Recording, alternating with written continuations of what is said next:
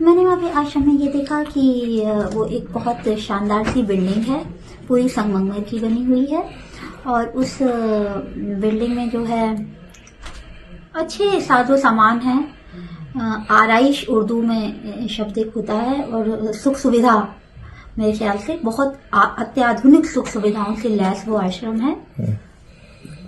अब जिसकी वजह से हो सकता है वहाँ बहुत बीमार लोग रहते हो, तो उनके लिए वो सुविधाएं रखी गई हों कि बहुत बीमार कभी महाराज जी थे और वहाँ पर रुके थे, शायद उनकी वजह से ऐसा उन्होंने किया है।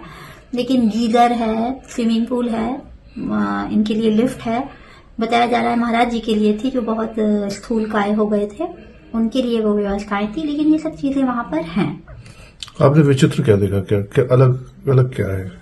अलग ये मैंने कहा कि ये जो बहुत सख्त सा बच्चों के लिए रूल रेगुलेशन होनी चाहिए। सुबह सुबह उठो, वेद पाठ करो, ब्रह्म मुहूर्त में पूजा करना सबको सिखाया जाए।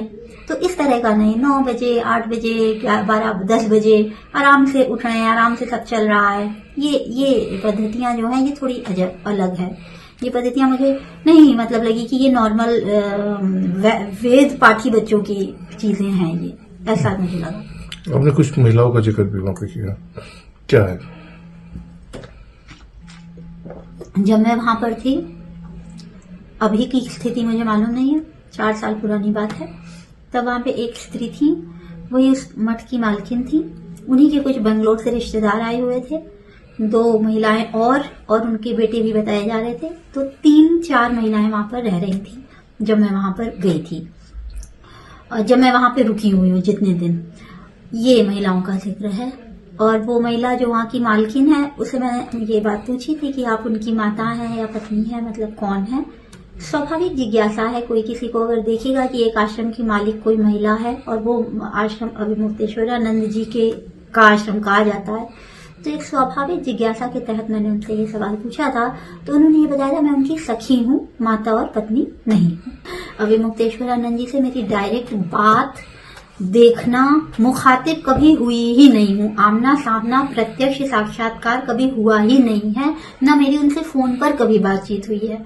तो ये नहीं कहा जा सकता है कि उन्होंने मुझसे कुछ कहा। उनका एक मैनेजर वहां पर था, उनके प्रशासनिक प्रतिनिधि के तौर पर। ये लगातार मुझसे बात करता था, डेली बात करता था।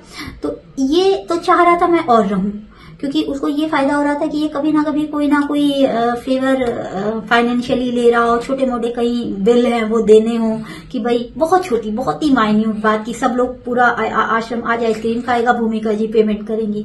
इस तरह की छोटी छोटी जो बातें हैं, इस तरह की पेमेंट लगातार मैं कर रही थी। तो उनको लग रहा था जैसे कि ये तो मतलब अच्छी ही है, कि ये तो एक सोने की मुर्गी है, ये तो रोज ही अंडा देगी सोने का, तो इसको तो ना जाने दो, एक दिन में क्यों काट दिया जाए इसको। तो उनका तो ये बहुत ज्यादा मन था कि मैं रहूं। उनके ये प्रयास थे कि यहाँ आपको कष्ट क्या है, आखिर आप क्यों जाना चाहती हैं। तो मैंने कहा मुझे अपने घर की याद आ रही है, मैं अब तड़प रही हूँ अपने घर में जाने के लिए। मुझे अच्छा नहीं लगता है कहीं और बहुत ज्यादा देर रहना। मैं घर की एडिक्टेड प्राणी हूँ, मैं होमसिक हूँ। तो बहुत दिन हो गए। वैसे भी मैं अपनी लेखनी के लिए जितना प्रयास कर सकती हूँ, कठिनतम कठोरतम, वैसे ही मैं कर रही हूँ। मेरा इतना भयंकर समय यहाँ मैंने लगा दिया है। मैंने उसके लिए 5 उपन्यासों का मटेरियल जोड़ लिया था 2 महीनों में। तो मेरा वहां रहने का कोई औचित्य बचा ही नहीं था। मुझे खुद बहुत बेचैनी थी वहां जाने की। उनसे मेरा कोई विवाद अगर वो कह रहे हैं तो उनसे आप पूछिए कि आपकी मेरी कहाँ बातचीत हुई है। ये है। और जो है कि ये व्यक्ति जो है थोड़ा सा इसका आचरण जो है ना, जो इसकी भाषा है, उसने कभी हाथ नहीं पकड़ा या ऐसा उसका कुछ नहीं है, लेकिन उसकी जो भाषा है कि देखिए हम लोग पुरुष हैं, हम लोग बाहर रहते हैं, परिवार से दूर रहते हैं, हमारी भी कुछ आवश्यकताएं, तो ये जो उसकी लिजी बातें हैं ना, ये मुझे पसंद नहीं आ रही थी। तो मैंने बल्कि एक बार कहा कि अगर आप हमसे कुछ भी अब इस तरह की बातें करेंगे ना, तो फिर मुझे कहीं ना कहीं ये बात कहनी पड़ जाएगी। अब उसे वो इस तरह कहते हैं कि वो कह रही है कि वो लांछन लगा देंगी, ये कर देंगी, वो कर देंगी। अरे यार, मैं सच बात ना कहूं, मैं कोई भी बात सच ना कहूं। एक वो शास्त्रीय श्लोक है ना, सत्यम ब्रूयात प्रियम ब्रूयात अप्रियम सत्यम न ब्रूयात, यानी कि आप सच ऐसा बोलो जो प्रिय हो। तो ऐसा सच है ही नहीं, वो सारे प्रिय अप्रिय सत्य हैं जो कठोर हैं, कड़वे हैं, सच हमेशा कड़वा होता है, तो कड़वे सच हम बता दे रहे हैं, तो उनको दिक्कत आ रही है। तो अब आपको दिक्कत आ रही है तो मैं इसमें क्या कर सकती हूँ? मैं कोई सरकारी नौकर नहीं हूँ, मैं कोई मंत्री के या राजनीतिक पद पर नहीं बैठी हुई हूँ, मैं किसी की ईए पीए सीए नहीं हूँ कि मुझे कोई भी फेवर चाहिए होगा। सादी सी मेरी जिंदगी है, सादी सी मैं किताबें लिखती हूँ, ना मैं किसी से लेती हूँ कुछ, ना मैं किसी को कुछ दे रही हूँ। बस मेरा एक काम, ईमानदारी से कुछ अगर मेरे दिल दिमाग में आए तो लिखना, ये मेरा काम है। तो इसको ईमानदारी से करने या ईमानदारी से इस बात को बोलने में भी अगर आप लोग अंकुश लगाएंगे तो ये कैसे होगा? हम दुनिया के सबसे बड़े लोकतांत्रिक देश में जी रहे हैं, इतनी स्वतंत्रता तो एक लड़की को मिलनी चाहिए। पत्रकार उठा रहे हैं, पत्रकारों को मैं धक्का मार के निकाल दूं, कह दूं कि भैया मेरे से बात मत करो, क्यों तुम्हारी हिम्मत हुई? अभी मुक्तेश्वरानंद इतने महान हैं, उनके खिलाफ तुमने मुझसे सवाल कैसे पूछ लिया? अरे भाई, आप लोग ने भी तो ये नहीं कहा कि अभी मुक्तेश्वरानंद जी रेपिस्ट हैं। भूमिका जी आप मानती हैं? आप मानती हैं? आप ये नहीं पूछ रहे हैं। आप सारे पत्रकार हमसे बस ये पूछ रहे हैं कि भूमिका वहां रहती थी, आपने क्या देखा? अपना तजुर्बा बता दीजिए। जो तजुर्बा है ईमानदारी से बता दे रहे हूँ, इसमें क्या ऑब्जेक्शन है किसी को भाई? अब आप लोग आज पूछ रहे हैं क्योंकि आज मुद्दा उठ गया है, तो मैं क्या आपसे कहूँ कि सुनिए अभी ये मत पूछिए, जब फैसला आ जाएगा तब पूछिएगा।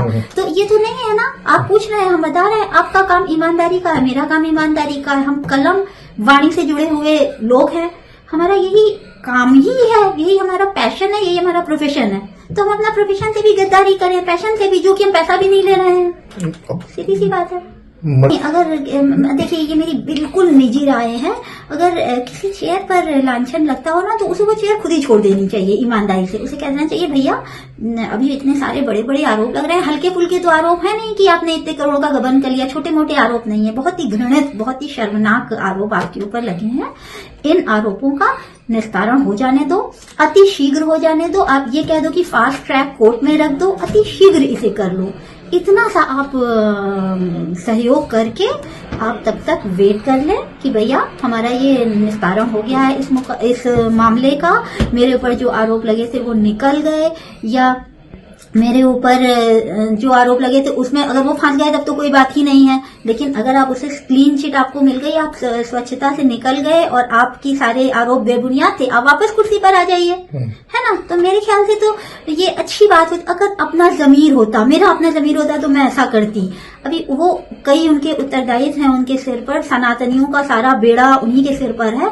तो हो सकता है कि उनको ये बात नहीं समझ में आए, ये हो सकता है, इसलिए वो ऐसा ना कर पाए। मजबूरी है, विवशता है कि उस कुर्सी पर वो मजबूरी में बने हुए हैं। लेकिन अगर मैं इस कुर्सी पर होती तो मैं निश्चित रूप से कह देती भैया अपनी ये कुर्सी रखो, मैं बहुत सुकून से जीवन जीने वाली और बिल्कुल कोई लोभ के बगैर जीने वाली व्यक्ति हूँ। तो मैं कह देती भैया मैं जिम्मेदारी नहीं उठा पाऊंगी ये वाली, इतना बवाल हो रहा है, थोड़े दिन के लिए ठहर जाओ, कुर्सी किसी और को दे दो, बाद में मैं देखूंगी।